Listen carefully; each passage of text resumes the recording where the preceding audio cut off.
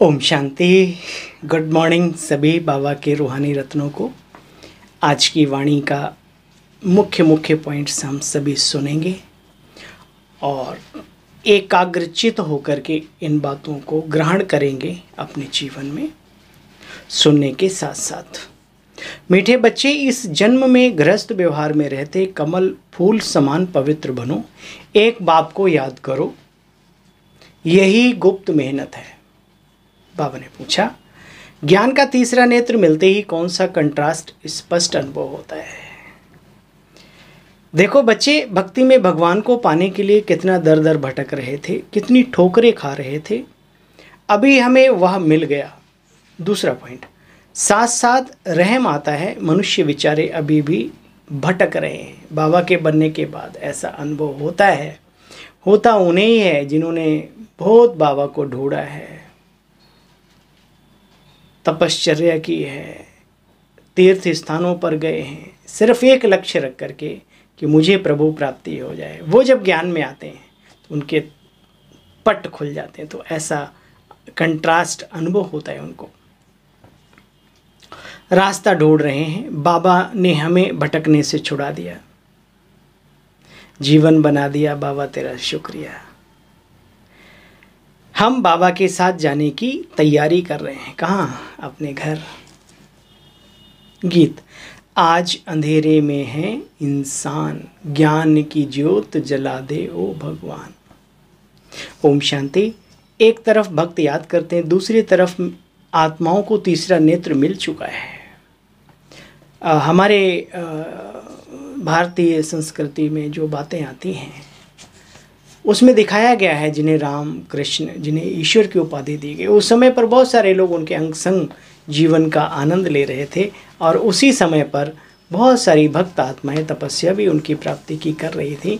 यहाँ तक कई लोग ये भी जानते थे कि वही शक्तियाँ हैं, उसके बावजूद भी अपना क्रियाकलाप करते रहते थे। अच्छा, तुम्हारा बच्चे भटकना बंद हो गया है।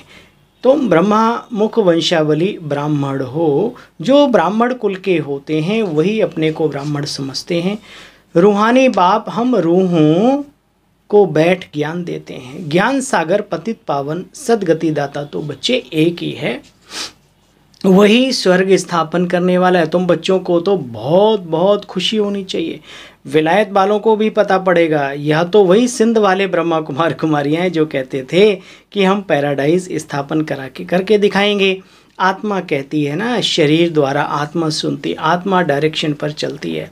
कल्प कल्प बाप आकर के ये युक्ति बतलाते हैं। बाप गुप्त है, किसी को भी पता नहीं पड़ता। कितने ढेर मनुष्यों को समझाते हैं, फिर भी देखो बच्चे, कोटों में कोई में कोई ही इस ईश्वरीय ज्ञान को समझते हैं और उस पर चल पाते हैं। देखो, तुम बच्चे आदि सनातन देवी देवता धर्म के थे, अभी दैवी धर्म भ्रष्ट, कर्म भ्रष्ट होने के कारण अपने को देवी देवता कहला नहीं सकते। बाबा कहते हैं, बाप कहते बच्चे काम महाशत्रु है, इन पर जीत पाकर पवित्र रहना है, इसलिए कमल फूल की निशानी भी दिखाई है।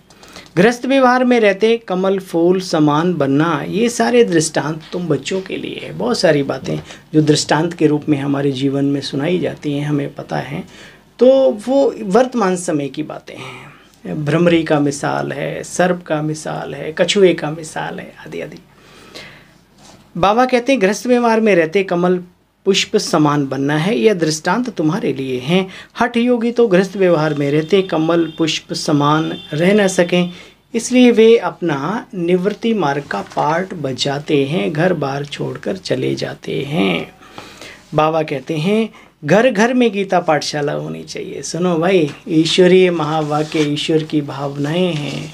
घर घर में गीता पाठशाला का मतलब घर घर में बाबा का पैगाम पहुंचा हुआ हो, बाबा की याद हो, और एक कहने में आता है मतलब पास पास में, ताकि लोगों को जाने में भी सुविधा बनी रहे, सुबह सुबह क्लास कर सकें।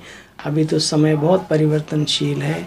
अभी पीछे बीत गया ना कोरोना काल, तो उसमें आना जाना ही ठप हो गया। तो ये मीडिया का माध्यम बहुत अच्छा है और सभी की भावनाएं होती हैं कि हम अपनी दीदी के द्वारा सुने, मधुबन से सुने, इधर से, तो ये अच्छा है ये माध्यम, है ना। कहीं पर भी गए तो आजकल मोबाइल तो सभी के पास है, तो ये पूरा फ़ायदा उठा सकते हैं। कल को बाबा ये ना कहे बाबा को कि बाबा हमें आपकी मुरली नहीं मिली है, तो ये बाबा के बच्चे, बाबा खुद ही ये सब कराते रहते हैं बच्चों के द्वारा। बाबा कहते हैं घर घर में गीता पाठशाला हो। ऐसे भी बहुत हैं जो एक कमरे में सब कुछ चलाते हैं। मुख्य चित्र रखे होने चाहिए, मनुष्यों को समझ मिल सके आखिर भगवान किसको कहा जाता है। बाबा कहते हैं वही कल्प पहले वाला ज्ञान यज्ञ है। बेहद के बाप शिव ने यज्ञ रचा है, ब्राह्मणों की रचना की है ब्रह्मा द्वारा, ब्रह्मा में प्रवेश हो स्थापना की है। यह है ज्ञान राजयोग। और फिर यज्ञ भी है बच्चे, इसमें सारी पुरानी दुनिया की आहुति पड़ती है। सोचो हमारी अपनी पुरानी दुनिया की आहुति पड़ गई, या वही संस्कार, वही ईर्ष्या द्वेष, चढ़ंत विद्या घटंत ज्ञानम, क्या क्या है ये, है ना। वास्तव में इसे ज्ञान यज्ञ कहना चाहिए।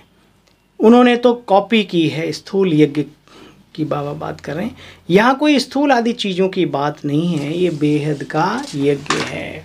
जब हम बाबा के बनते हैं, इस ज्ञान यज्ञ में आते हैं, तो पुराना सारा संसार हमारा जैसे कि स्वाहा हो जाता है।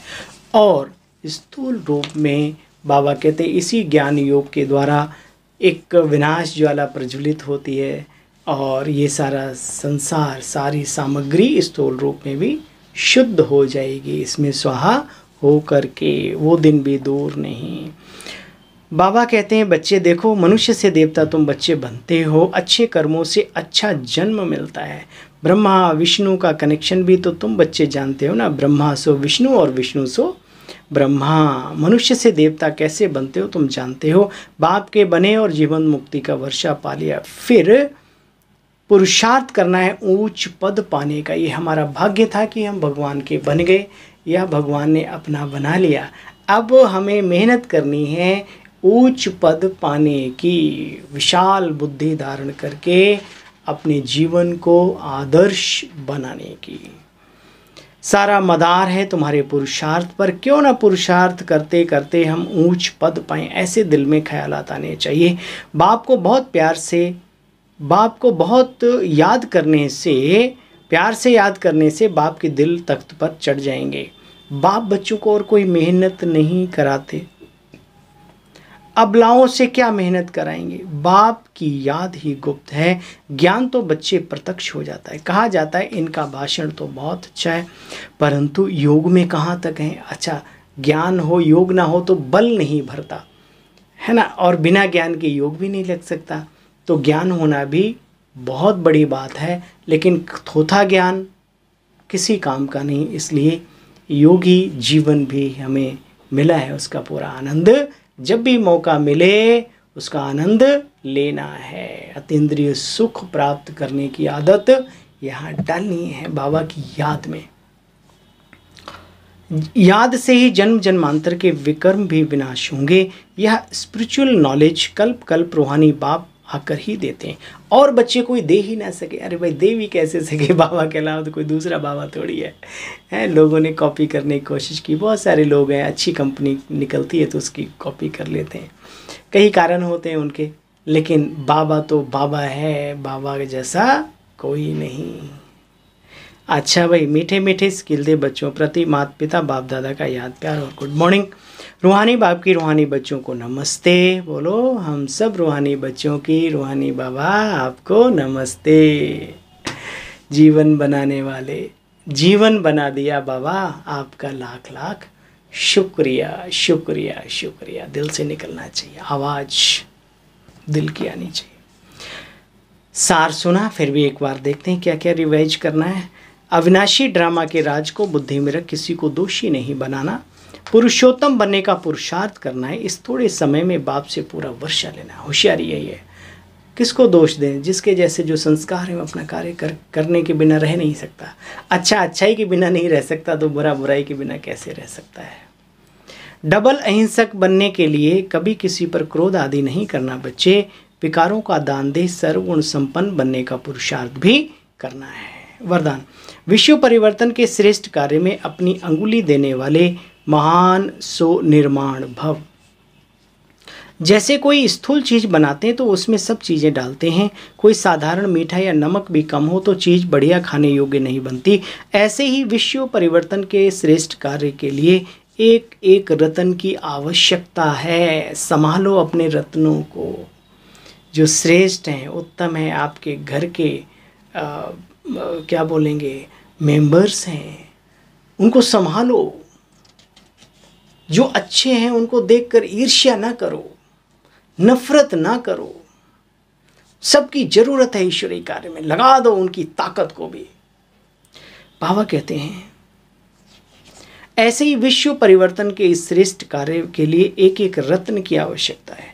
सभी की अंगुली चाहिए, सब अपनी अपनी रीति से बहुत बहुत आवश्यक है। श्रेष्ठ महारथी हैं, इसलिए अपने कार्य की श्रेष्ठता के मूल्य को जानो। सब महान आत्माएं हो, लेकिन जितने महान हो उतने निर्माण भी अवश्य बनो, है ना। झुक करके व्यक्ति सलाम करता है, वो अपनी मंजिल तक पहुंच जाता है ना, और किसी को कष्ट भी नहीं होता। लेकिन जितने महान हो उतने निर्माण भी बनो। स्लोगन, अपनी नेचर को इजी बनाओ। कौन सी नेचर? ये इंटरनल, जिसको हम आदतें कहते हैं, संस्कार। अपनी नेचर को इजी बनाओ तो सब कार्य इजी यानी सहज हो जाएगा। अच्छा भाई, ओम शांति, गुड मॉर्निंग पुनः एक बार सभी बाबा के लालों को।